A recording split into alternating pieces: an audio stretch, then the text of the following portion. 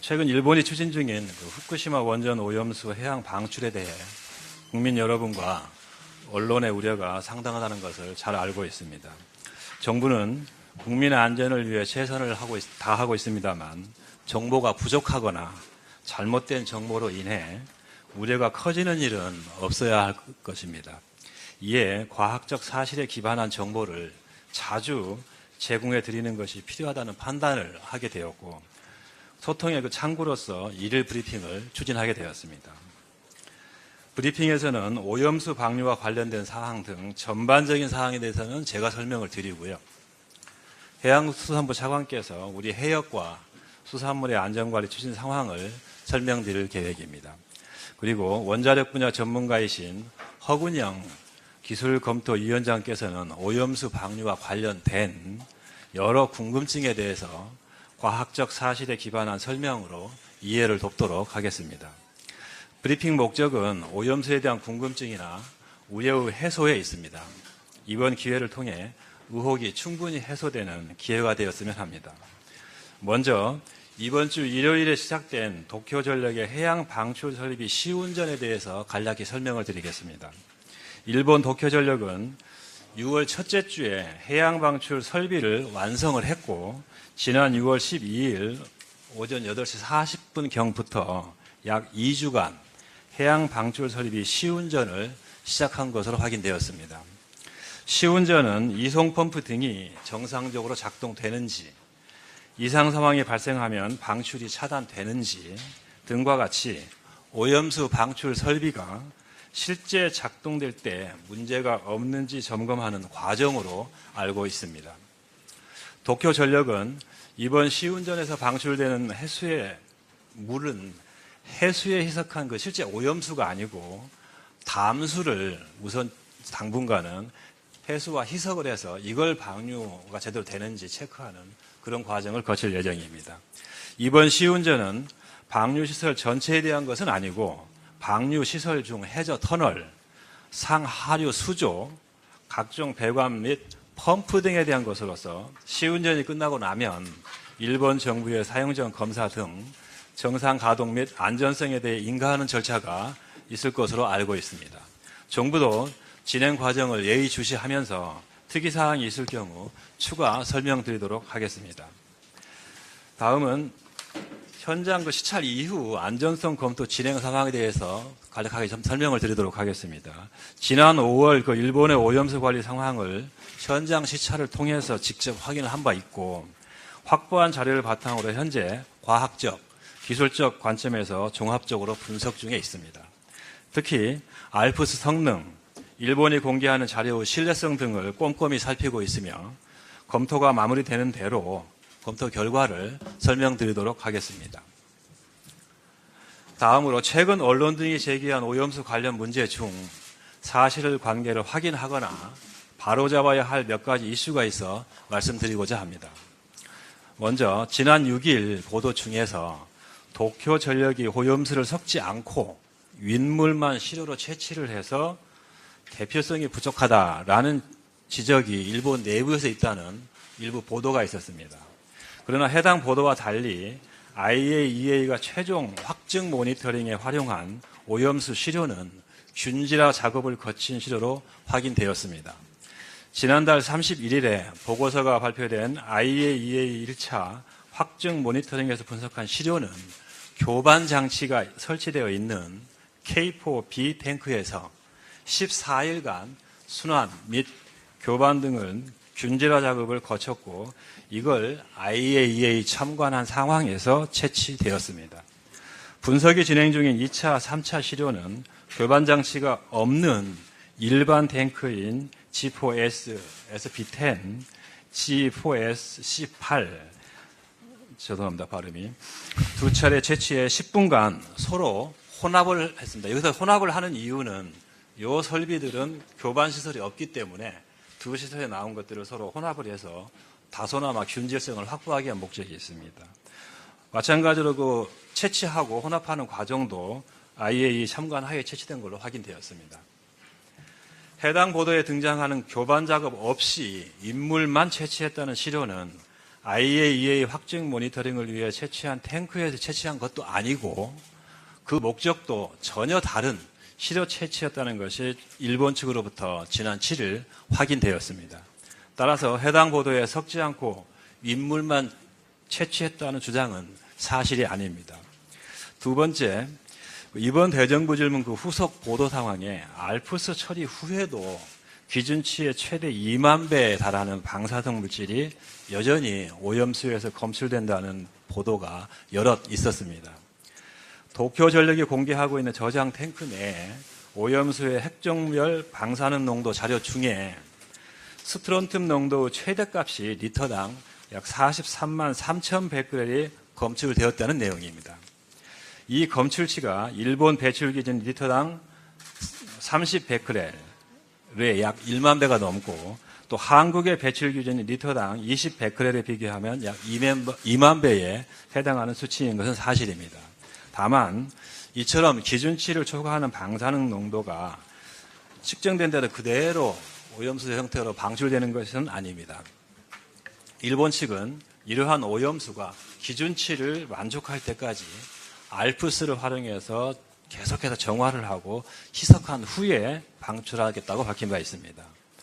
또한 도쿄전력은 알프스 운영 초기에 고장으로 인해 스트론튬이 제거되지 않고 저장된 사례는 일부 있지만 기준 초과의 문제 대부분은 성능이 떨어진 흡착제를 자주 교체하지 않아 발생했고 2019년 이후에는 이러한 문제 없이 정상적으로 작동 중이라고 설명을 해왔습니다. 여기까지 오염수 방류 상황과 최근 이슈가 된 몇 가지 사안에 대해 설명을 마치고 이어서 우리 해역과 수산물의 안전관리에 대해 해수부 차관께서 설명해 주시겠습니다.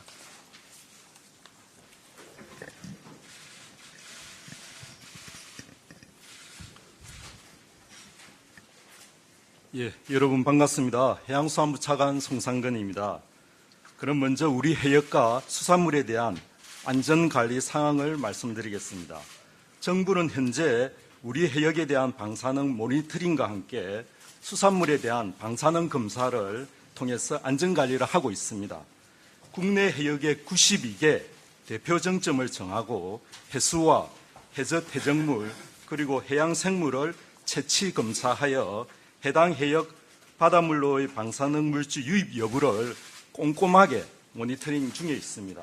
지금까지 실시한 방사능 모니터링 결과 국내 연안 해역의 방사능 농도는 2011년 후쿠시마 원전사고 이전과 유사한 수준으로 우리 정부와 국제적으로 통용되는 안전기준에 적게는 수천분의 1, 많게는 수십만 분의 1 정도로 낮은 수준입니다.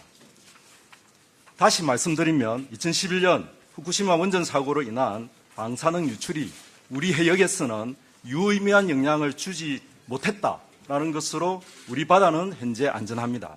다음으로 수산물에 대한 방사능 검사 결과입니다. 현재 정부는 국내 수산물에 대해서 양식장, 위판장 등의 생산 단위 그리고 시장, 마트 등의 유통 단계로 나누어서 이중으로 방사능 검사를 실시하고 있습니다. 먼저 생산 단계 검사 결과를 말씀드리면 2011년 원전 사고 이후 현재까지 29,667건의 방사능 검사를 실시하였고 그 결과는 모두 적합이었습니다. 유통당국의 경우에도 2011년 이후 현재까지 수산물에 대해서 45,948건의 수산물에 대한 검사를 실시하였고 결과 모두 역시 적합이었습니다. 단 한 건의 부적합 사례도 발생하지 않은 생산 단계 그리고 유통 단계 합산 총 7만 5천 건의 검사 결과는 후쿠시마 원전 사고로 인한 방사능 유출에도 불구하고 우리 수산물은 안전하다는 사실을 증명합니다. 아울러 국민분들께서 직접 수산물에 대한 방사능 검사를 요청하실 수 있는 방사능 검사 신청 게시판 제도를 올해 4월부터 운영 중에 있습니다. 주간 단위로 많은 신청이 들어온 상위 10개 품목을 검사 대상으로 선정해서 검사를 실시하고 있으며 시범 운영 기간을 포함한 지난 6주간 총 60건의 수산물 방사능 검사 대상 선정이 이루어졌습니다. 이 중 아직 검사가 진행 중에 있는 3건을 제외한 57건의 검사를 완료하였고 방사능 검사 결과는 모두 적합이었습니다. 마지막으로 선박 평행수에 대한 안전관리 현황입니다. 정부는 2011년부터 후쿠시마 인근 6개인에서 입항하는 선박에 대해 방사능 농도를 계속 조사하고 있으며 선박 평행수의 방사능 농도는 우리나라 연안 해수와 유사한 수준임이 확인하였습니다. 오염수 방류 시점부터는 지금까지 후쿠시마현, 미야기현 등 2개 현에 대해서 시행하던 평형수 교환 조치를 방류 시점 이후부터는 6개현으로 확대하여 관할 수역 밖에서 교환하도록 하고 교환이 이루어지지 않는다면 배출을 금지할 계획입니다. 또한 입항 시에 이동형 방사능 측정 장비로 전수조사를 실시하여 오염수의 국내 해역에 대한 유입을 차단하겠습니다. 정부는 앞으로 계속해서 안전정보를 제공하며 우리 수산물을 안심하고 드실 수 있도록 하겠습니다. 다음으로는 후쿠시마 오염수 방출과 관련된 개별 사안에 대해서 말씀드리도록 하겠습니다. 먼저 천일염 사재기와 관련해서 여러 차례 현장을 확인한 결과 가공업계나 유통업계 차원에서 발생하는 천일염 사재기 징후는 아직 없습니다. 다만 신안군 7개 농협과 수요에서 판매하는 21년 생산 그리고 22년 산 천일염에 대한 개인 소비자의 구매가 크게 늘어서 6월 현재까지 파악한 직거래 물량이 지난달에 비해서 2배에서 많게는 5배까지 증가했고 가격도 일부 판매처에서 5월에 대비해서 20%가량 상승한 걸로 나타납니다. 개인 직거래 비중을 말씀드리자면 전체 거래 물량의 7에서 한 8% 정도 되지 않습니다. 그래서 개인 직거래 증가가 현재 천일염 수급과 산지 가격에 영향을 미칠 정도는 아니라고 현재 판단하고 있습니다. 그리고 다행히 강우 일수가 줄고 그리고 일조량이 회복되면서 6월부터는 생산도 평년 수준으로 회복되고 있어서 향후 생산에는 큰 문제가 없을 것으로 현재는 보고 있습니다. 그럼에도 불구하고 최근에 천일염에 대한 국민적 불안이 고조되고 있으므로 정부는 농협과 수협을 포함해서 생산자 단체의 서민경제와 소비자 물가 안정을 위해서 안정적인 가격 수준을 유지해 줄 것을 적극적으로 요청하고 있습니다. 앞으로도 현재 가격 동향을 면밀하게 지켜보면서 거래량과 가격이 그래도 지속적으로 오른다면 정부 수매 후에 할인하여 방출하는 방법에 대해서도 적극 검토할 계획입니다. 우리 국민분들께서 천일염이 혹시 안전하지 않을까 봐 걱정하는 그런 경우도 많이 있는 걸 알고 있습니다. 제가 단도직입적으로 말씀드리면 우리 천일염은 안전합니다. 2011년 원전 사고 후에도 천일염에 대한 방사능 검사를 286회 실시하였는데 그때도 방사능 물질은 전혀 검출되지 않았습니다. 해양수산부는 올해 4월부터 매달 염전 10개소에서 방사능 검사를 현재 하고 있는데 지금까지 단 한 건의 방사능 물질이 검출되지 않았습니다. 7월부터는 연말까지 150개소까지 방사능 검사 대상을 확대하고 이미 생산되고 보관되어 있는 천일염 출하 시기 전으로 방사능 검사를 실시할 계획입니다. 검사를 마친 제품에 대해서 검사 확인증을 발급하고 현재 자발적으로 시행하고 있는 천일염 이력제도 의무화하도록 하겠습니다. 다음 방사능 검사 기준 관련입니다. 원전 사고로 발생하는 방사능 핵종은 크게 보아서 알파, 베타, 감마 핵종으로 구분되고 이 중 가장 많이 발생하는 것이 감마 핵종입니다. 국내 수산물의 방사능 검사 핵종인 요오드 131, 세슘 134, 세슘 137이 바로 감마 핵종으로서 방사능 유출 시 가장 많이 배출되는 대표적인 오염 지표 물질입니다. 또한 이 세 가지 핵종은 한 번의 검사로 동시 측정이 가능하고 상대적으로 검사 시간이 짧아서 수산물 등의 모든 식품에 방사능 검사 물질로 적합하고 방광기를 고려한 방사능 오염 수준과 시기 분석도 가능합니다. 반면 언론에서 보도된 요오드 129는 베타 핵종이며 방광기가 1570만 년으로 매우 긴 핵종입니다.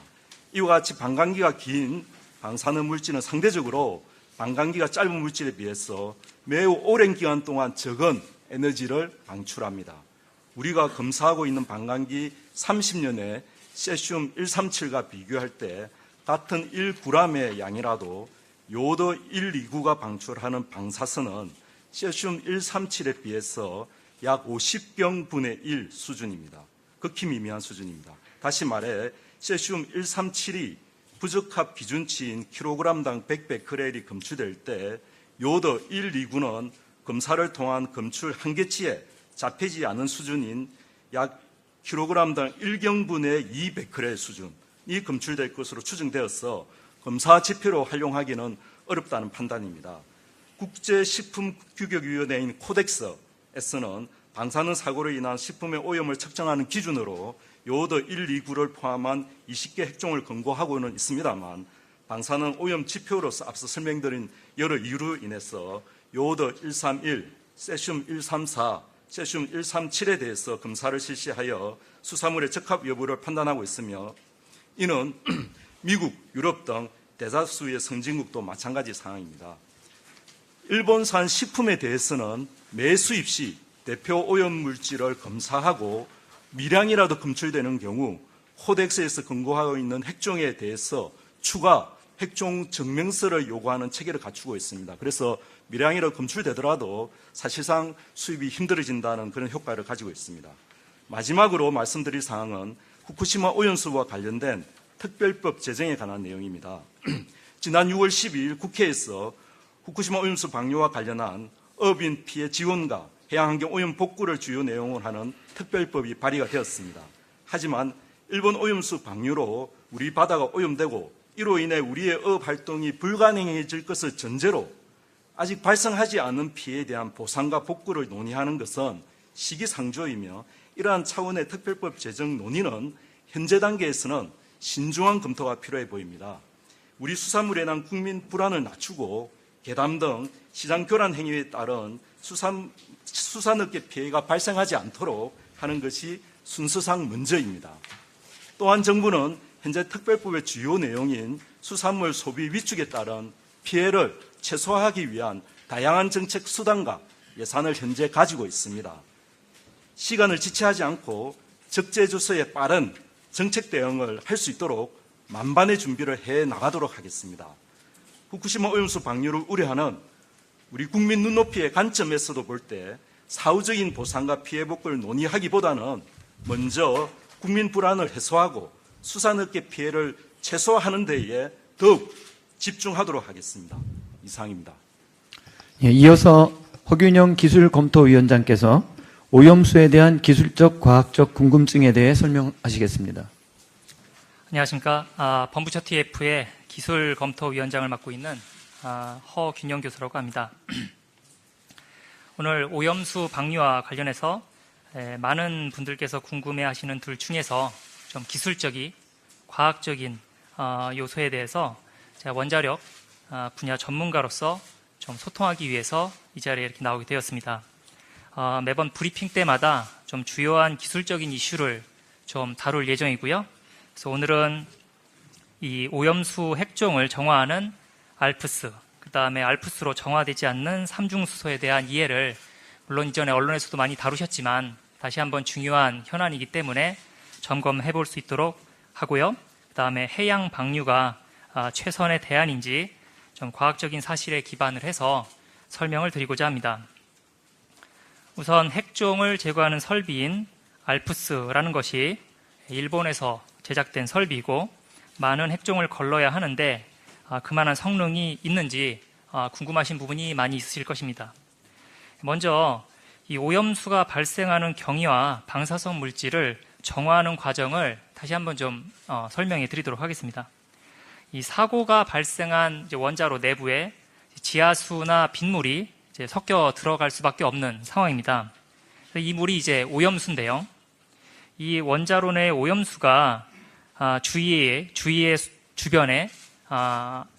수위보다 이제 높아지면은 이제 밖으로 흘러 들어갈 수가 있으니 이제 그 오염수를 뽑아서 이제 지금 잘 알고 계시는 그 탱크에다가 담아 놓는 겁니다. 오염수는 이제 그러한 방법으로, 그러한 원리로 생긴다는 말씀을 드리고요.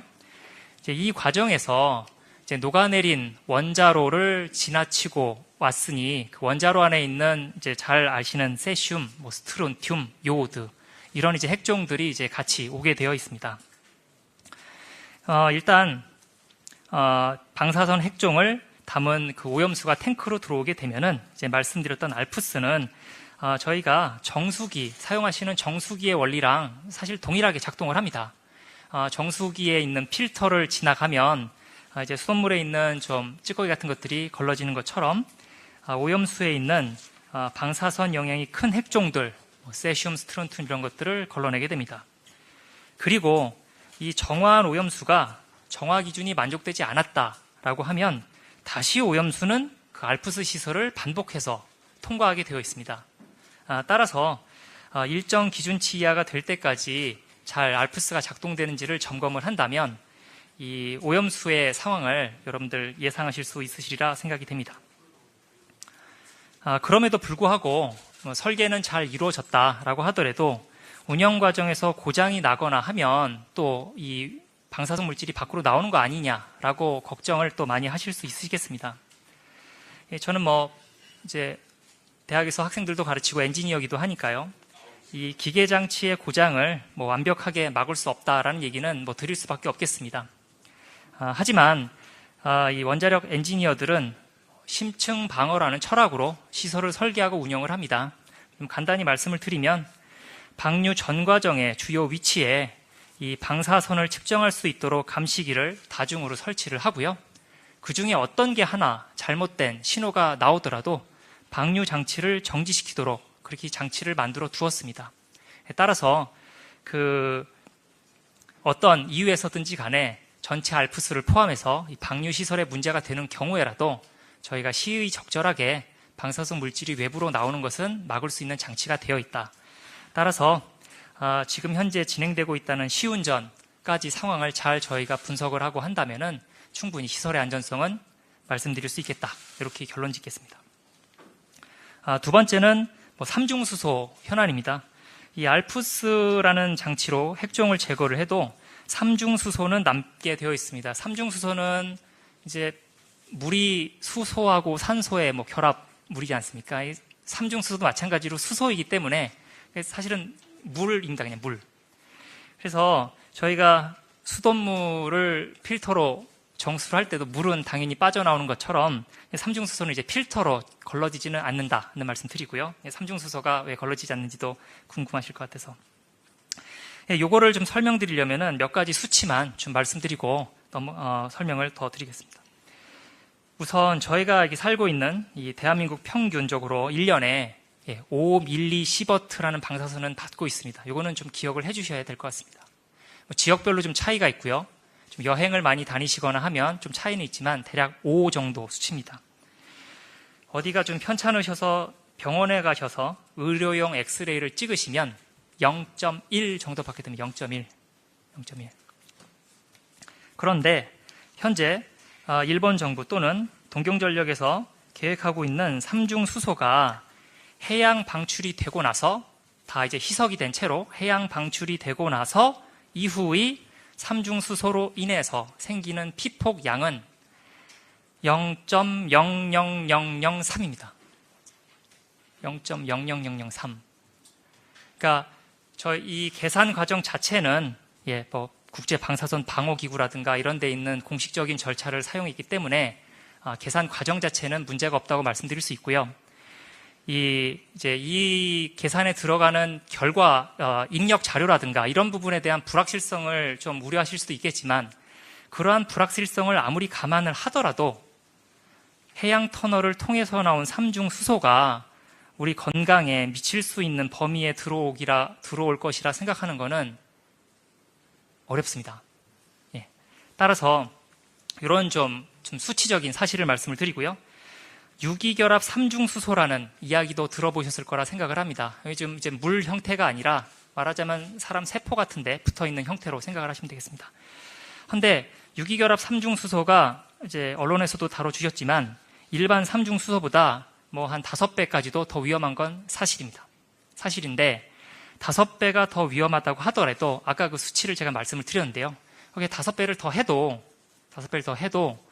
유기결합 삼중수소로 인한 어떤 영향이 있을 거라고 생각하기도 역시 어렵습니다. 따라서 이런 좀 과학적인 어떤 계산 결과가 있으니 좀 안전에 대해서는 조금 안심하셔도 되겠다는 말씀을 두 번째 결론으로 드리겠습니다. 마지막으로는 좀 짧게 그 해양 방류보다 오염수를 증발시켜서 없애는 것에 대한 의견도 요즘 좀 나오고 있는 듯해서 답변을 준비를 해봤는데요. 오염수를 처리하는 대표적인 방법이 지적하신 대로 해양 방류하고 증발이 있습니다. 증발이 있고 이 두 가지 방법은 국내외 원자력 시설에서도 이미 많이 사용하고 있고요. 따라서 규제 요건도 잘 정립되어 있습니다. 방식이 다르기는 한데 일단 이 과정을 거치고 나면 이제 삼중수소가 외부로 나오는 총량은 같아지게 됩니다. 물로 버리든 공기로 버리든 상황은 같게 됩니다. 다만 증발을 하는 경우를 상상해 보시면은 증발을 시키면은 삼중수소가 이제 호흡으로 보통 들어오게 되는 상황이고요. 밖으로 공기 중으로 나가게 되면 이 환경 감시를 하는 게 용이하지가 않습니다. 공기를 포집해야 되고 감시기를 어디다 설치해야 될지 이런 좀 기술적인 이슈가 있고요. 반면에 해양 방류를 하게 되면 주로 이제 먹는 섭취물에 대한 좀 이슈가 생깁니다. 그런데 상대적으로 방사성 물질을 저희가 원하는 만큼 희석시킬 수 있는 좀 장점이 있고 환경 감시가 용이하다는 측면이 있습니다. 그래서 우리나라 입장에서 봤을 때 특히 환경 감시라는 거는 일본이 이제 좀 신뢰감 높게 해양 방출을 계속 하는지를 봐야지 되는 그런 책임도 있는데요. 이런 경우에 그 리스크 관리 측면에서도 좀 유리하지 않나 이렇게 생각이 됩니다. 이상으로 좀 오늘 좀 준비한 과학적 현안들을 몇 가지 말씀을 드렸고요. 앞으로도 좀 이런 것들을 좀 추려서 좀 소통할 수 있는 그런 기회가 되도록 하겠습니다. 감사합니다.